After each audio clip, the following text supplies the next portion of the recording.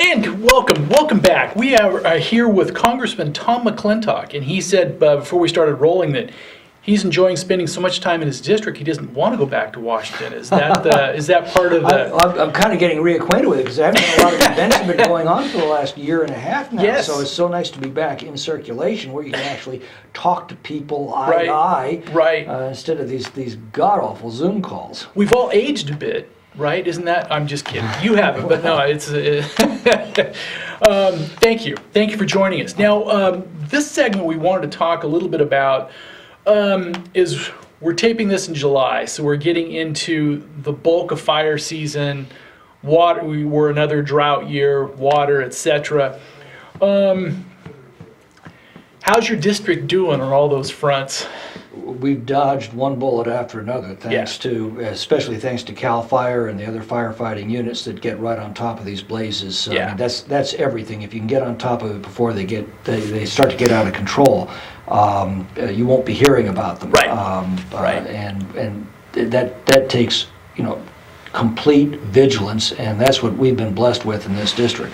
But it's not going to last forever. And we've had some major fires in this district.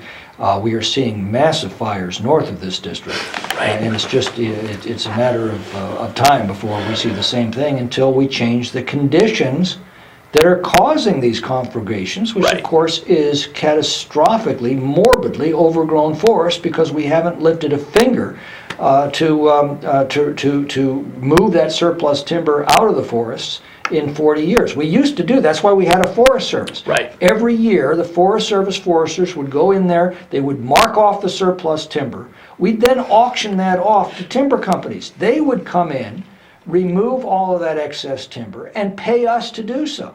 25% of the proceeds of the federal timber auctions went directly to local governments, like here in Calaveras. The other 75% funded the entire Forest Service. And that worked. It worked very well until we started passing these environmental laws that were supposed to make our forests more healthy. Right. We've had those in place now for 40 years, and I think an important question is, how are they doing? And the answer is they're burning because of the environmental reviews that are now required to do a forest thinning project vastly exceed the value of the surplus timber. So instead of making us money, it costs us money, an enormous amount, and a lot of time, about 4 years, to do the study to reduce the timber load.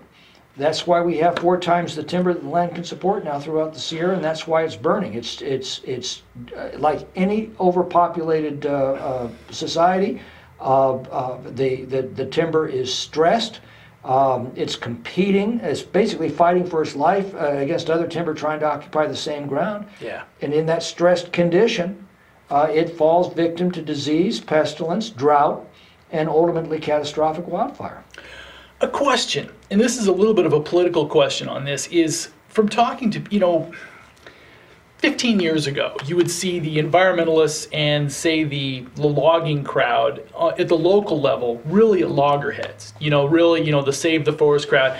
But if you see, after these catastrophic fires, you've seen the last few years that at the local level in a lot of these communities, there's general consensus now that we may not agree on all these issues, but we know we need to do a better job managing stuff. There's a lot of fuel breaks going in. I think people realize now that leaving them alone isn't going to work. Now, that is on the local level. What's the political environment I'm afraid right now? I can't tell you that is translated to a change in attitudes in Congress. We have had some limited successes. Okay. My legislation, now 5 years ago, granted a categorical exclusion from the National Environmental Policy Act for forest thinning projects in the Tahoe Basin.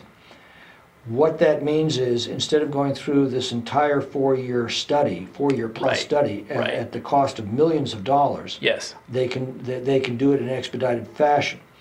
We got that signed into law, but we had to limit it to the Tahoe Basin because of leftist environmental opposition in the Senate. So they didn't want feature creep, so to speak. Exactly right. Okay. But as part of the Tahoe Restoration Act, as part of the give and take that goes on every day, we were able to get at least that for the Tahoe Basin. What that has done has been dramatic. It's taken the environmental reports from more than 800 pages to a dozen or so pages. The time required to do the study has gone from 4 years down to about 4 months. Okay. And the result is we're now moving on timber, removing surplus timber out of the Tahoe Basin. We've got a long way to go, but the biggest thinning project in 40 years is now being done under that authority. But here's the problem. We've now been trying to get that authority extended throughout the Forest Service system. We can't even get a hearing in committee. Now, we got that bill out of committee, off the House floor, passed by the Senate after we had to limit it, and signed by President Barack Obama. So that was genuinely a bipartisan effort. Mm-hmm. And it's proven itself dramatically, but now we can't even get a hearing to extend its provisions to the other forests across the country that are in a similar condition.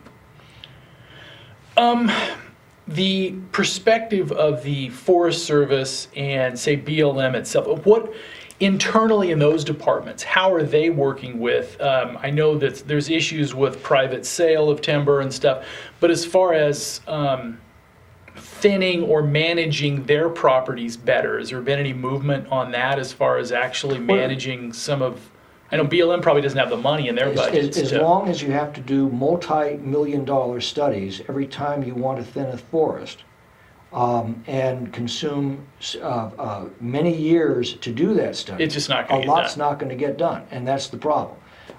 In fact, these land agencies view fires as a way to treat acreage. Right. Once the fire's gone through and destroyed the forest, they can say, well, that's been treated, it's not going to burn again for a while.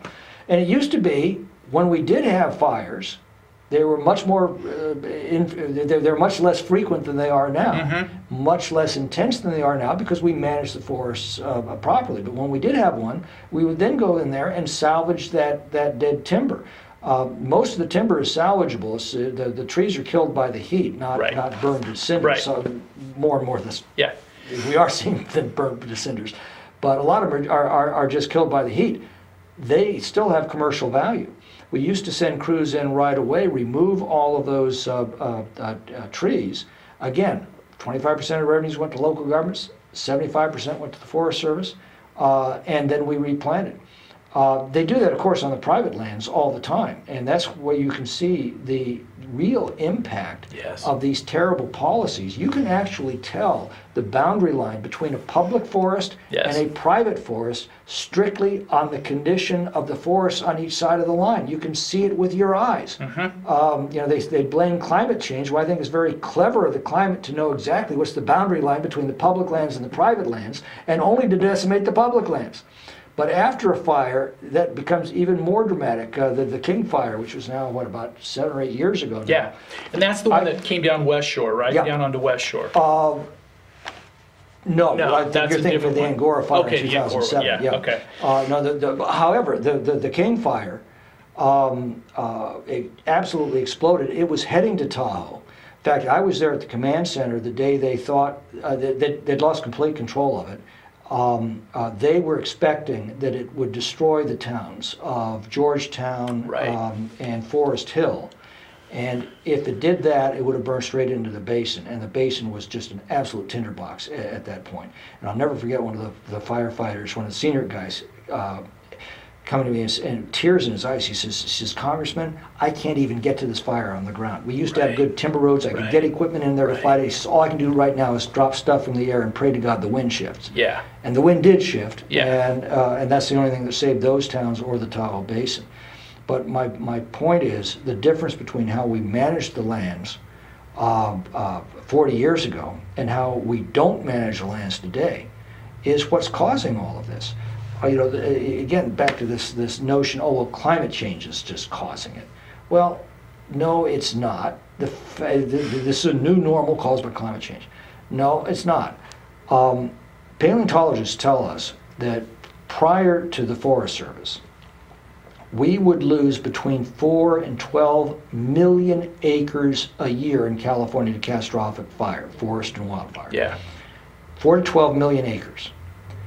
We formed the Forest Service to manage our forests so they wouldn't burn. Right. And they did a great job of that.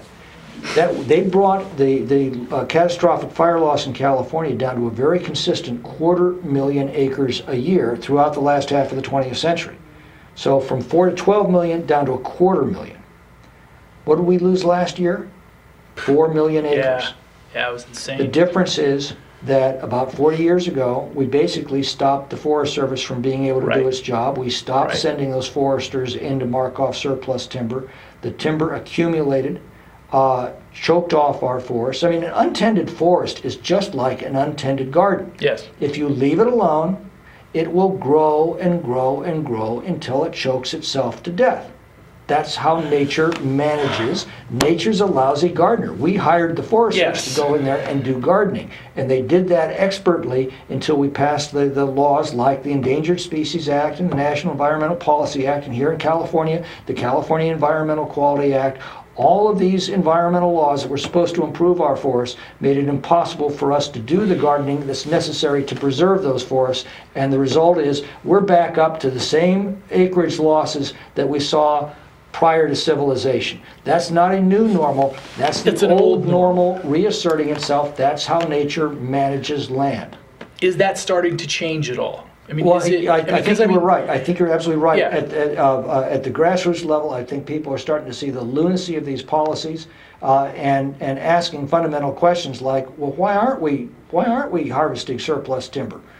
But that has not translated yet to policymaking. Like I said, we've had some limited successes, but at this point, we cannot take those limited successes and expand them, and that I find very, very frustrating. But that may change again. When changes the grassroots, Washington is never a leading indicator. Oh, it's always of change. it lags. It's always lagging. Right. Yeah. The real change occurs when Americans talk to Americans. You know, again, we talked in an earlier segment about the importance of free speech. Yes. That's why it's so important. Yes. We share our ideas. The good ones generally float to the top as long as we're free to discuss them. That's currently happening. It will ultimately be reflected in Washington, but we're not there yet. But I do think the conditions are now approaching a point where we could see those changes and a dramatic a change in our forest policy. Now, one of the fires in your district that was kind of, it seems like it was a long time ago now, it was, the rim fire. Yeah. That was one of the first ones that really, one of these first where you saw fire behavior and stuff that was just mind-boggling. Mm-hmm. How, that foot, basically for those people don't remember, basically it burned from Sonora to Yosemite. I mean, almost. How is it recovering? How is the footprint of the rim fire? Has it been allowed? I mean, is it healthy regrowth, or is it just brush? Is it just? Look, on the privately held lands, they go in there immediately. In fact, they go in there while the ground is still smoldering, and they salvage the dead timber. They suppress the brush growth, and they replant. And in fact, I was going to talk about an aerial tour I took about 5 years after the King Fire. Yeah. The public lands were just these. It looked like a giant had taken 40-foot toothpicks and put them side by side, hideous black toothpicks all across the landscape, until you hit the boundary with Sierra Pacific Industries forest. Yeah. It was completely clear to the dead timber. You had new trees that had been planted that were now growing on the public side, dead trees and brush. And again, it's brush that gets first claim on fire damaged land. So it's not like, okay, the fire came through and destroyed the forest, and the forest is going to grow back. Well, the forest does grow back, but it takes about a century.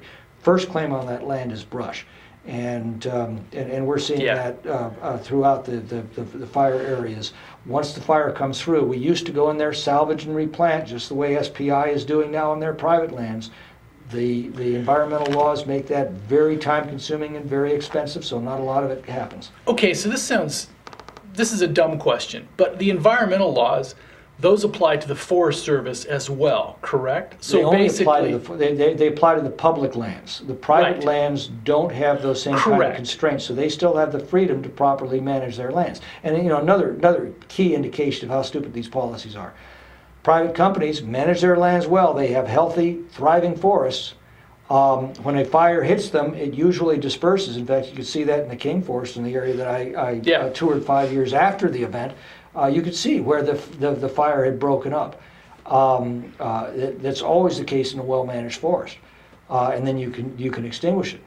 But the because it's public harder ones- for those in those managed forests, it's harder for the fire to jump from crown to crown to crown to crown, right? Exactly. Isn't it? Because those, I mean, you may have seen one this, I remember on the rim, you probably saw this, there was a 130 out of Sacramento that was down there. And the video of it, I think the flame wall was like almost 400 feet high. You could watch it, when it was making those crown jumps, it was just an explosion. I mean, literally, I mean, it was at March, and space the trees properly Yeah. and suppress brush, and you've got a healthy, vital, and fire-resistant forest. Allow it to become overcrowded, particularly in a drought. You've got a very serious problem. A pine tree will draw over 100 gallons of water on a hot day. yeah, You have too many pine trees too close together, and then you hit a drought, you've got a dead forest. right.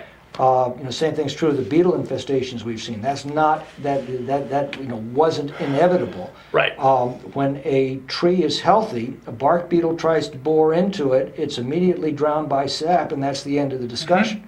If the tree is stressed, that bark beetle can get in there, lay its eggs, and pretty soon destroy that tree. And that's been the story of the Sierra Nevada, and it's tragic, and it was all preventable. Right. And again, we know the policies at work. We were implementing those policies. They did work. Then we abandoned them to these siren calls of the leftist environmentalists, and it turns out they didn't know what they were talking about, and they've destroyed our forests as a result. And now we're trying to reclaim the policies that had produced a generation of healthy, vibrant forests that we could pass from generation to generation without nature destroying them every few hundred years. Question before we move on to water and stuff is from the pressure from Washington are you seeing the Forest Service, are you exerting pressure on Forest Service to actually go back and manage some of these post-burn areas better? As far as what's the Forest Service stance now on managing some of these post-burn? Forest Service stance is there's not enough money in the world to do that if we've got to go through environmental reviews that take literally many years and many millions of dollars. So the Forest Service, problem. they're going to have to burn their own staff time working on environmental reviews where they're going to basically pass off to another agency. Yes, exactly. So basically arguing amongst themselves. Yes. And that's the condition of the laws that we've passed. Remove Okay. those laws and get back to the business of forest management. We can have healthy and fire-resistant forests once again. On the rough fire, I was down at the command center when they were fighting that, and I asked them at one point, what message do you want me to take back to Washington? Yeah. And they said 2 words: treatment matters. Where the fire hits a treated area, it lies down. You stop seeing that movement from crown to crown. It slows down. And we can put it out. It's in the untreated areas, which is most of the Sierra, where they get completely out of control, and then that's our fault. Yeah. That's our fault because we stopped doing the gardening that is necessary to assure a healthy forest. And I guess before we leave it, do you see hope? Do you see that the sea change? Do you think we've passed for exactly the point you Yeah. mentioned? At the local level, people are watching these conditions and starting to connect the dots. Yep. It is only a matter of time before that is translated to national policy. And so I am very, very hopeful of that in the next few years. We will see a sea change in Washington that reflects the sea change in understanding of the folks that live in the communities and that observe these forests every day. One of the big problems, of course, is that's a fairly small population relative to the urban centers, that are still thinking in these touchy-feely green environmental terms, and don't understand the dynamics of forest management and live with the forests day in and day out. But I think enough people are raising the alarm. We're going to see a change. It was an interesting thing is that you've probably seen this in other statistics, but I was having a conversation with somebody to where it was an SPI property to where they did their thinning, and it's the new format of the thinning where it looks like the bad hair plugs. There's enough space between so the crown to crown jumps. An interesting thing on that is, and they also removed a bunch of timber from that property as well. And the people, but they got vast praise by everybody.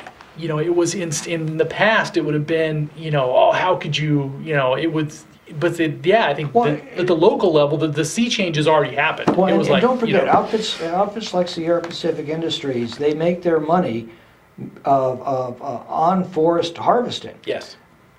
They don't make any, if they clear cut a forest, it's not there anymore. They don't make any money off of that. They manage these forests, they remove the surplus timber, and they make money doing that. Yes. The federal government owns the same, kind of timber land. We used to make money doing it. We don't anymore. And the reason is because we've screwed ourselves. And worse than that, we've screwed our forests. Right. The one thing I think that sometimes people forget, though, is not saying that the timber companies have all been, kumbaya moments. They've had their issues. But the point is think about those from an operational perspective.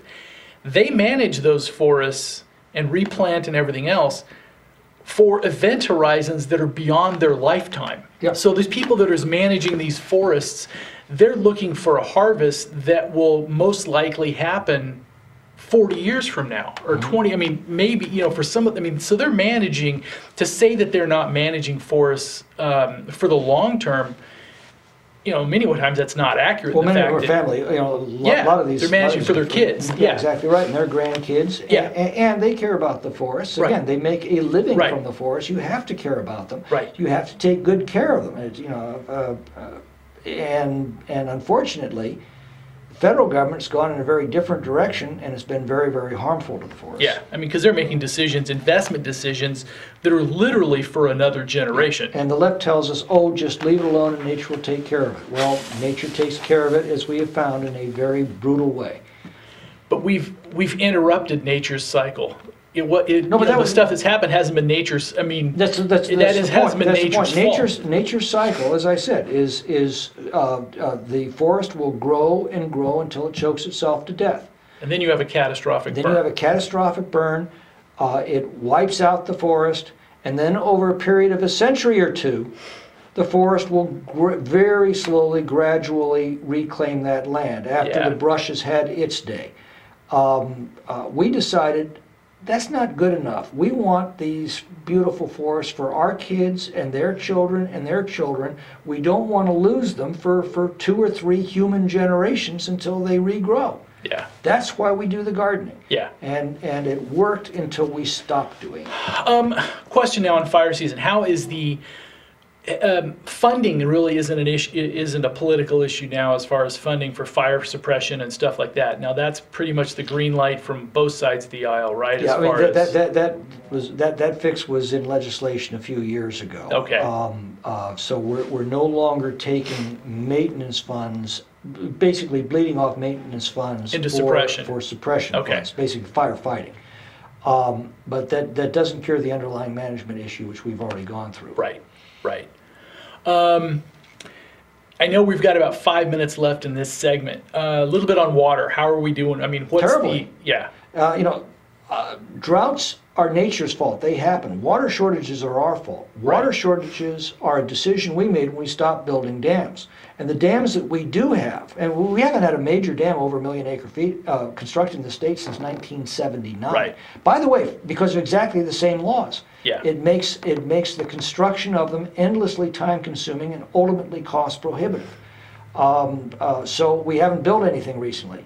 But just the ones that we have were recklessly drained earlier this year. Yes. When you're approaching a drought, particularly at the end, in a rainy season, the objective should be to retain as much water as possible behind our reservoirs so that it's available if there's a drought. We used to do that. The current reservoirs, even though we haven't added to them in, what, 60 years now? 50 years. They still are supposed to have retain enough water to meet our needs for a period of 5 years. But that assumes you're not recklessly draining them, and that's what happened this year. So it's hard to fill a bathtub if you leave the plug open all the time, right? Exactly. Isn't it if you leave the drain open? Yeah. And the management of these reservoirs just appallingly bad. So now we are looking at perhaps a prolonged drought, but without having saved the water we could have. And nature was trying to teach us this lesson. I mean, you remember we did go through about 4 or 5 years of drought. The reservoirs were drawn down perilously. Another year, we would have had folks in this region turning on water faucets and nothing would be coming out. That's how close we were. Then we had 2 or 3 years of the largest precipitation we'd ever seen. I mean, we had literally these atmospheric rivers unloading. And you remember those same reservoirs that were mud puddles at the end of the drought. Clear full. Now, not only clear full, they had all their floodgates open, pouring billions of gallons of water into the ocean because we have no place to store it. And some of those floodgates failing, right? Yeah, no, but that's another. No, that's another issue. But the point is, that's why we build dams. It's to move water from wet times to dry times. We don't build those dams to more efficiently dump water into the ocean. It gets there on its own anyway. Question. This seems to me almost similar to the forest question. Is that locally now, again, it seems like there is broad consensus on both sides of the political aisle that you need to manage the water better. As far you don't hear the save the fish downstream cry that you used to hear type of stuff. But again, not translated into policy. Right, I mean, that's the point. In this region, we have the Auburn Dam that was actually began construction in the early 1970s. The heavy lifting on that dam was completed. The foundations, the cuts in the rock that are necessary to support the dam, all that was completed. All they had to do is basically pour concrete. That is 2.5 million acre-feet of water storage, just to complete the dam that we'd begun back in the 1970s.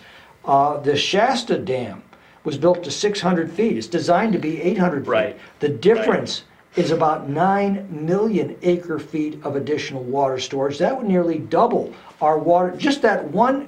Again, we're not talking about a new dam. We're simply talking about completing a dam that was built in the 1940s, was halted before it had reached its design. Simply building out that dam. 9 million acre-feet, that would nearly double the amount of water storage we have on the entire Sacramento system. We wouldn't be worrying about water for decades to come if we just finish the dams that we started. That, and I remember we had the press releases coming through on the news side to where Bureau of Reclamation, they said of how they were going to drain down Maloney's more for fish, for pulsing for fish flows and stuff like that. I mean, Maloney's has probably drained, I don't know how much this year just for that type of stuff. And Folsom is nearing critical capacity. And there's no excuse for it because even though we have not built new dams, we haven't even managed our existing dams responsibly. This is another issue. I think we're about out of time here, but that's one of the issues that I think that there's bipartisan consent locally. It just hasn't filtered up. It is not translated to policymakers yet. Right. That requires another election or two, I'm afraid. Yeah. Thanks.